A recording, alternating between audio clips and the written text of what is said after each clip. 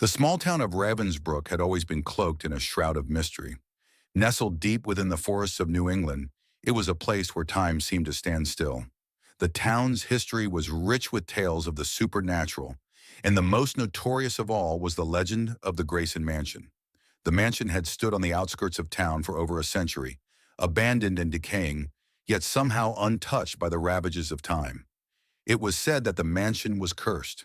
The townsfolk whispered of strange lights, ghostly apparitions, and eerie sounds emanating from the old house. Few dared to venture near, and those who did never returned unchanged. Among them was a group of friends who decided to uncover the truth behind the mansion's dark past. Anna, Ben, Chloe, and David had grown up hearing the stories. They were a close-knit group, bound by their shared curiosity and love of adventure. One chilly autumn evening, they gathered at Anna's house to discuss their plan. "I've been reading up on the mansion's history," Anna said, spreading out a map on the table. "The Grayson family was one of the wealthiest in Ravensbrück, but they disappeared without a trace in the early 1900s. No one knows what happened to them, but there are rumors of dark rituals and a terrible curse." Ben, the skeptic of the group, leaned back in his chair. "Come on, Anna, it's just an old house. There's probably a logical explanation for everything." Chloe, the most superstitious, shivered. "I don't know, Ben. My grandmother used to say that the spirits of the Graysons still haunt the place. She said she saw a woman in white standing at the window one night." David, ever the pragmatist, shrugged. "Whether it's haunted or not, we won't know until we investigate. Let's go tonight, while the town is asleep." They agreed, and as midnight approached, the four friends set off for the mansion. The moon hung low in the sky, casting an eerie glow over the forest path. The air was thick with the scent of pine and decay. As they neared the mansion, a sense of foreboding settled over them. The Grayson mansion loomed before them, its windows like empty eye sockets staring into the night. The front gate creaked as they pushed it open, and the wind whispered through the trees, carrying with it a chilling promise of things to come. The front door of the mansion was ajar, as if inviting them in. They hesitated for a moment, their courage wavering, but curiosity won out. Flashlights in hand, they stepped over the threshold into the grand foyer. Dust motes danced in the beam of their lights, and the air was cold and stale. "Let's split up and cover more ground," David suggested. "We'll meet back here in an hour." Anna and Ben took the left wing, while Chloe and David headed to the right. The mansion was a maze of corridors and rooms, each more decayed than the last. Faded wallpaper peeled from the walls and cobwebs hung like curtains from the ceiling. The silence was oppressive, broken only by the creak of floorboards under their feet. As Anna and Ben explored, they found themselves drawn to a grand staircase that led to the second floor. They climbed cautiously, the steps groaning under their weight. At the top, they discovered a long hallway lined with portraits of the Grayson family.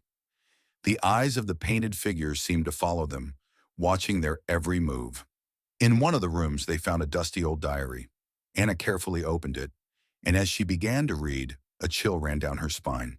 The entries detailed the final days of the Grayson family, filled with cryptic references to rituals and a growing sense of dread. Meanwhile, Chloe and David explored the right wing. They found a library filled with ancient books and strange artifacts. As they sifted through the items, they stumbled upon a hidden door behind a bookshelf. It led to a narrow staircase descending into darkness. "Should we go down?" Chloe asked, her voice trembling. David nodded. "We have to see what's down there. It might give us some answers." They descended the stairs, their flashlights barely piercing the darkness. At the bottom, they found themselves in a dimly lit basement. The walls were lined with shelves holding jars of strange, preserved specimens. In the center of the room was an altar, stained with what looked like old blood. Suddenly, the air grew colder, and a faint whisper echoed through the basement. "Get out!" Chloe clutched David's arm. "Did you hear that?" David nodded, his face pale. "We need to get out of here, now." They raced back up the stairs and met Anna and Ben in the foyer. "We found something," David said, his voice shaking. "There's a basement with an altar. I think the rumors about dark rituals might be true." Anna showed them the diary. "This confirms it. The Graysons were involved in something sinister. We need leave and figure out our next move." As they turned to leave, The front door slammed shut, and the house seemed to come alive with a malevolent presence. The air grew heavy, and the whispering intensified. "You cannot leave!" Panic set in as the friends realized they were trapped. The mansion's true nature was revealing itself, and they were about to discover that the legends of the Grayson curse were all too real. The friends huddled together in the foyer, their hearts pounding as the whispers grew louder. The temperature dropped further, and their breath became visible in the frigid air. Shadows danced on the walls, flickering like flames in a phantom breeze. "We have to find another way out," Anna said, trying to keep her voice steady. "Let's check the windows and see if we can break one open." They moved through the mansion, trying each window, but found them all unyielding, as if an invisible force was holding them shut. As they searched, the whispers turned into chilling voices, calling their names and urging them to give in to the darkness. In the dining room, they encountered their first apparition. A translucent figure of a woman in a white dress stood by the window, her face twisted in sorrow. Her eyes, hollow and empty, locked onto Chloe's, and a wave of cold washed over her. "Help me!" the ghostly woman whispered, her voice a mournful wail. Chloe stumbled back, her fear palpable. "We have to help her," she said, her voice barely a whisper. "We can't do anything for her," Ben said, trying to pull her away. "We need to focus on getting out."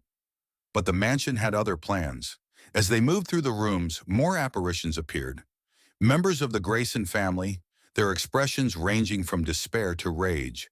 The friends were drawn into visions of the past, witnessing the dark rituals and the descent of the Grayson family into madness. In one vision, they saw Mr. Grayson, his eyes wild with desperation, standing over the altar in the basement. "We must appease the spirits," he muttered, holding a ceremonial dagger. "Only then will we be free." The vision faded, leaving the friends shaken. "They were trying to summon something," David said, his voice filled with dread. "Something went horribly wrong." As the hours passed, the mansion's grip on them tightened. Strange symbols appeared on the walls, glowing with an eerie light. The friends felt their sanity slipping as they were bombarded with horrific visions and relentless whispers. Desperation turned to determination, as Anna remembered a passage from the diary about a hidden room that held the key to breaking the curse. "We need to find the hidden room," she said. "It's our only chance." Following the clues in the diary, they made their way to the library. Anna searched the shelves until she found a book with a peculiar symbol on its spine. She pulled it, and with a creak, the bookshelf slid open, revealing a hidden passage. The passage led to a small chamber illuminated by candlelight. In the center of the room was a pedestal with an ancient tome resting on it. The air was thick with a sense of foreboding as they approached the pedestal. "This must be it," Anna said, opening the tome. The pages were filled with arcane symbols and incantations. "According to the diary, we need to perform a ritual to banish the dark spirits and lift the curse." As Anna recited the incantation, the mansion shook violently. The whispers turned into anguished screams, and the apparitions became more aggressive, their faces contorted with fury. "You cannot break the curse," a voice thundered. It was Mr. Grayson, his ghostly form towering over them.